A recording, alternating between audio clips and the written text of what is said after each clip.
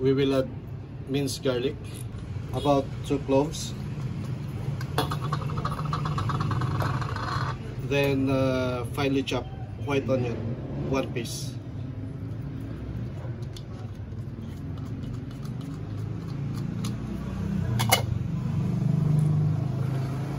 I-add natin ang tuna in can.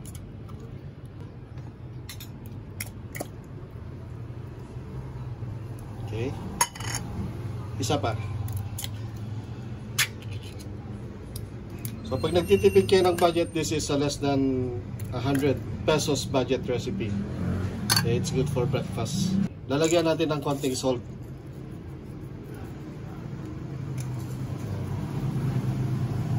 Para ma-balance po yung taste.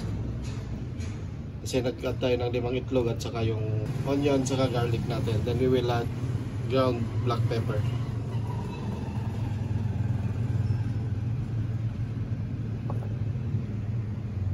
And lalagyan din po natin siya ng 5 pieces calamansi juice. I-extract natin to.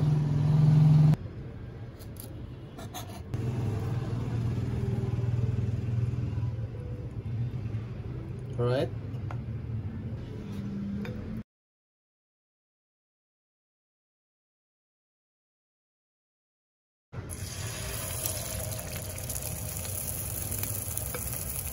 One scoop lang siya.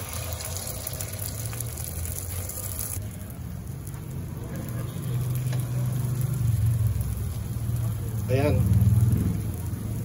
Ang ganda ko ng kulay, oh.